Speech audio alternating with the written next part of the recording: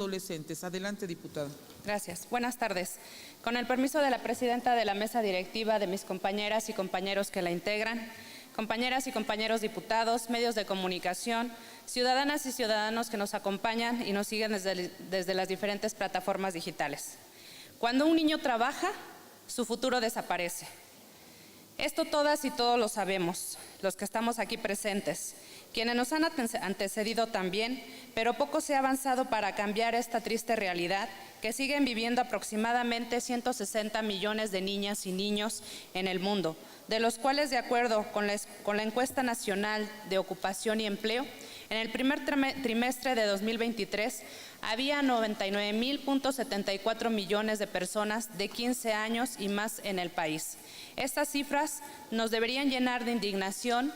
y redignificar el gran reto que como representantes de las y los mexiquenses significa.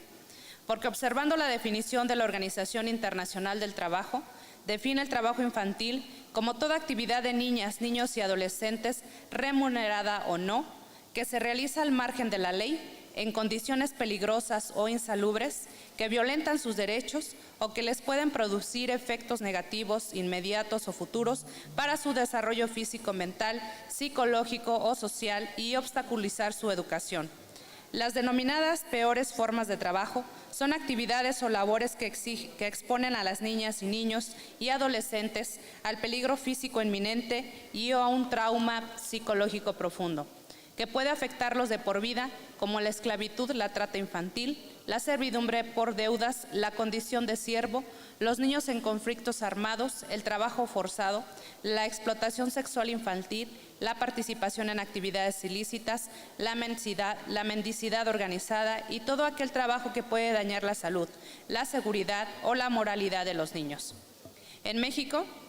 el Instituto Nacional de Estadística y Geografía describe que entre los motivos por los que trabajan los niños, las niñas y los adolescentes destacan el pago de la escuela y gastos propios, y por gusto o ayudar en el hogar con su aportación económica, así como aprender un oficio, pagar deudas o porque no estudia, entre otros.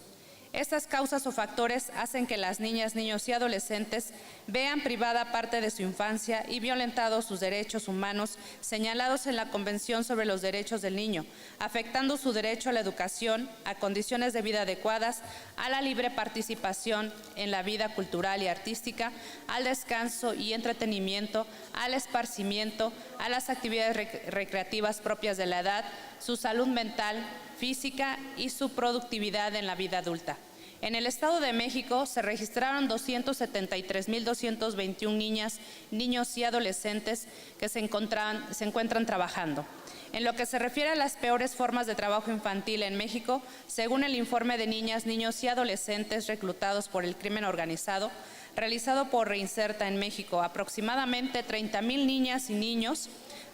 y adolescentes están participando como espías, combatientes, mensajeros, cocineros y están siendo explotados sexualmente. Algunos han sido secuestrados por diferentes fuerzas, otros se incorporan de manera voluntaria, pues se manipula con ganancias económicas, mientras que unos cuantos han tenido la necesidad de unirse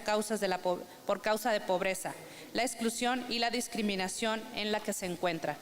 De acuerdo con los datos del Secretariado Ejecutivo del Sistema Nacional de Seguridad Pública, las entidades en las que se registró más víctimas de trata de personas de 0 a 17 años en 2022 fueron el Estado de México, la Ciudad de México y Nuevo León.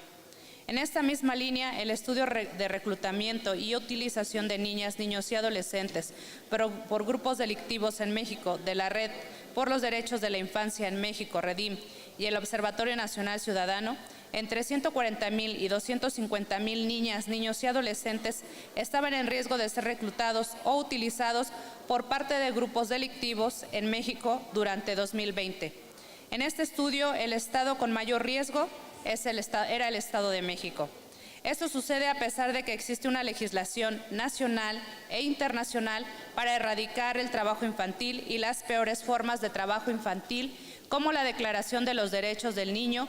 los convenios 138 y 182 y recomendaciones números 146 y 190 que establecen la edad mínima para admisión al empleo o al trabajo. No deberá ser inferior a la edad en que cesa la obligación escolar y las peores formas de trabajo infantil. La Constitución Política de los Estados Unidos Mexicanos, que en el artículo 123, apartado A, fracción tercera, establece que queda prohibida la utilización de trabajo de los menores de 15 años. Los mayores de esta edad y menores de 16 tendrán como jornada máxima las 6 horas. Con este fundamento, la Ley Federal del Trabajo, el Código Penal Federal, la Ley General de los Derechos de las Niñas, Niños y Adolescentes establecen la prohibición y las penas para quienes promuevan, obliguen, faciliten o induzcan el trabajo infantil y las peores formas de trabajo infantil porque tienen un impacto negativo en la salud, educación y el desarrollo físico y mental y emocional de este grupo etario.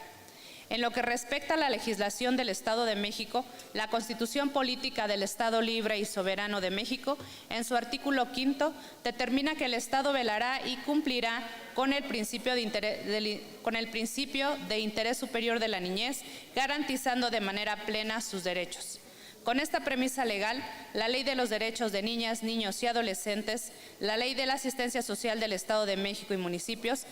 el Código Penal, la Ley para prevenir, sancionar y erradicar los delitos en materia de trata de personas y para protección y asistencia a las víctimas de estos delitos, reconociendo a las niñas, niños y adolescentes como titulares de derecho, establecen que el Estado y quienes ejerzan la patria potestad y tutela, guarda y custodia